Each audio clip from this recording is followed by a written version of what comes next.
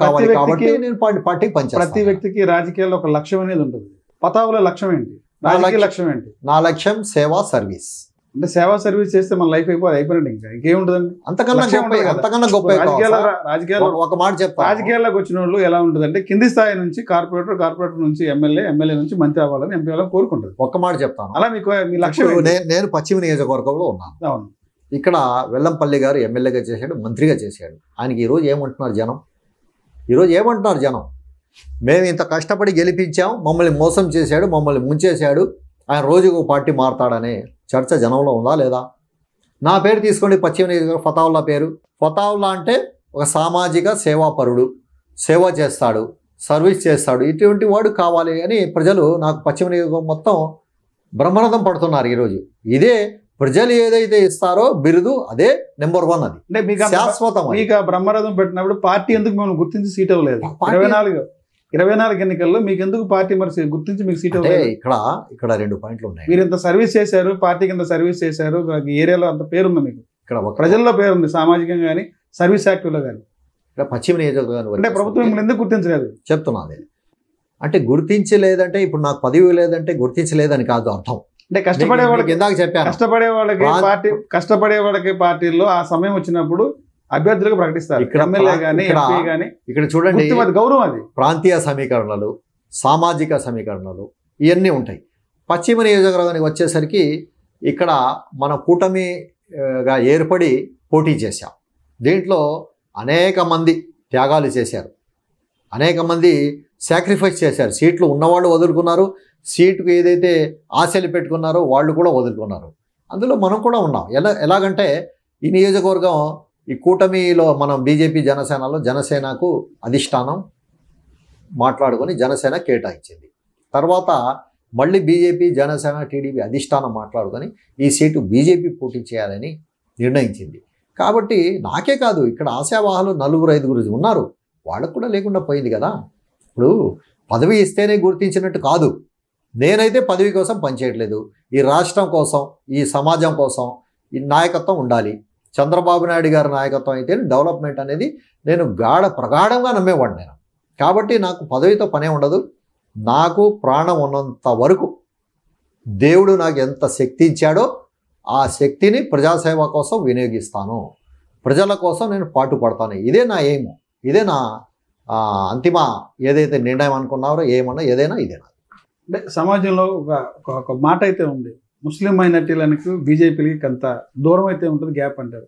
కానీ ఈరోజు కూటమి ప్రభుత్వంలో బీజేపీ, జనసేన, టీడీపీ కలిసి 3 పార్టీలు కూటమిగా ఉన్నారు. ముస్లింస్ మీకు ఎలాంటి ప్రాధాన్యత ఉంది? మీకు ఎలా ఉంది? బీజేపీ మీలో పొత్తులో ఉంది. అంటే ఇక్కడ విజయవాడ పశ్చిమ నియోజకవర్గంలో ఉన్నాను. బీజేపీకు ముస్లింలకు అంతర్యం ఉన్నమాట వాస్తవం. అది ఒప్పుకున్నా ఒప్పుకోకపోయినా వాస్తవం. అది ఒప్పుకున్నా ఒప్పుకోకపోయినా అన్నాను నేను. అంటే నేను ఒప్పుకున్నాను, వేరే వాడు ఒప్పుకోకపోయినా వాస్తవం అది. కానీ ఇక్కడ పశ్చిమ నియోజకవర్గం విజయవాడకు వచ్చేసరికి పోటీ చేసిన వ్యక్తి సుజనా చౌదరి గారు. సుజనా చౌదరి గారి క్యారెక్టరు, సుజనా చౌదరి గారి గత చరిత్ర, సుజనా చౌదరి గారు గతంలో ఏం చేశారు, ఎలా సేవలు చేశారు, ఇవన్నీ చూసుకొని సుజనా చౌదరిని చూసి బీజేపీ యొక్క అంతర్యం పోయింది ఇక్కడ పశ్చిమ నియోజకవర్గంలో. బీజేపీ అని ఎవరైతే నెగిటివ్గా మాట్లాడతారో, బీజేపీ అని పడదంటారో, సుజనా చౌదరిని చూసి బీజేపీని కూడా యాక్సెప్ట్ చేశారు. ఇక్కడ సుజనా చౌదరి గారి పర్సనాలిటీ చూసి బీజేపీని యాక్సెప్ట్ చేసి దాదాపు 50,000 మెజార్టీ పశ్చిమ నియోజకవర్గాలు ఇచ్చారంటే ఇది మామూలు విషయం కాదు. అంటే కూటమి ప్రభుత్వంపై ప్రజలకు ఇచ్చిన హామీలను అమలు చేయాలని చెప్పి స్పందిస్తే వారి మీద అక్రమ కేసులు బనాయిస్తున్నారు అని చెప్పి ఈ రోజున వైసీపీ ఆరోపిస్తుంది. నిజంగా ప్రజా సమస్యల మీద స్పందిస్తే అక్రమ కేసులు పెడుతున్నారా? ఎక్కడైనా సమస్యలపై స్పందించి, ఇప్పుడు సమస్యలపై స్పందించి ధర్నా చేయాలంటే ఒక ధర్నా చౌక్ ఉంది విజయవాడలోనే తీసుకుంటే, లీగల్గా పర్మిషన్ తీసుకుంటే ఎక్కడైనా కేసు, ఒక్క రాష్ట్రం మొత్తంలో ఎక్కడైనా కేసు పెట్టారా? లేదు. నేను అడ్డంగా రోడ్డు మీద పడుకుంటానని నా మీద కేసు వేయరా? నేను బస్సులు ఆపుతానని నా మీద కేసు వేయరా? ఆఫీసులు తగలబెడితే కేసు వేయరా? జగన్మోహన్ రెడ్డి మిర్చి యాడికి వెళ్ళాడు, ఇల్లీగల్ అది, నీకు పర్మిషన్ లేదు, ఎలక్షన్ కోడ్ ఉంది, మా ఆఫీసుల మీద కూడా బ్యానర్లు తీశారు ఎలక్షన్ కోడ్ ఉందని. నువ్వు ఎలా వెళ్తావు అక్కడికి? నువ్వు అంటే మేము అధికార పార్టీలో ఉన్నాం కాబట్టి మా ఆఫీస్ మీద చంద్రబాబు నాయుడు గారి ఫోటో ఉందా ఈరోజు? సూపర్ 6 పథకాలు ఎలా ఉంది, అమలు ఎలా ఉంది? సూపర్ 6 పథకాలు, సూపర్ 6 పథకాలు అంటే చూడండి, జగన్మోహన్ రెడ్డి ఇంతకుముందు ప్రభుత్వంలో ఏదైతే హామీలు ఇచ్చాడో మొదటి హామీ నెరవేర్చడానికి అతనికి 1 సంవత్సరం పట్టింది. ఉదాహరణకు పెన్షన్లు పెంచుతామని 1000 రూపాయలు పెన్షన్లు పెంచడానికి అతనికి 5 సంవత్సరాలు పట్టింది. అదే మన ప్రభుత్వం తెలుగుదేశం ఈ కూటమి ప్రభుత్వం చూసుకుంటే ఏదైతే సూపర్ 6లో పెట్టారో పెన్షన్లు పెంచుతామని మొదటి నెలలోనే 1000 రూపాయలు పెంచి ఇచ్చిన ఘనత చరిత్ర తెలుగుదేశం పార్టీకే ఉంది, తెలుగుదేశం పార్టీకి దక్కింది. ఎందుకంటే మన ప్రియతమ నాయకుడు నారా చంద్రబాబు నాయుడు గారు ఎన్నికల మేనిఫెస్టోలో ఎన్నికల్లో ఏదైతే హామీ ఇస్తారో ఆయన దానికి 100కు 90% అమలు చేస్తానికి ప్రయత్నించే నాయకుడు నారా చంద్రబాబు నాయుడు గారు.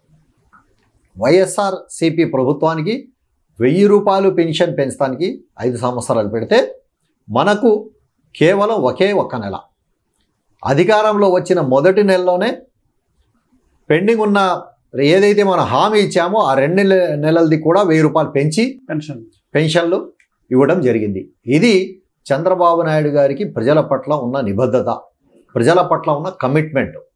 అలాగే దీపం పథకం, ఫ్రీ సిలిండర్లు అవి కూడా బ్రహ్మాండంగా ప్రజలకు చేరవేస్తున్నాం. ప్రజలు చాలా మహిళలు అయితే చాలా హ్యాపీగా ఉన్నారు. దీపం పథకంలో కొంతమందికి వస్తే కొంతమంది అట్లేదు, 100లో 10 మందికే వస్తుంది, మిగతా వాళ్ళంతా గాలిలో ఉన్నారు, పేరుకే ప్రచారం చేస్తారు తప్ప దీపం పథకం అంత సక్సెస్ కాలేదంటారు. ఏం చెప్తారు దానికి? లేదండి, గతంలో కూడా దీపం పథకం ప్రవేశపెట్టిందే తెలుగుదేశం ప్రభుత్వం చంద్రబాబు నాయుడు గారు.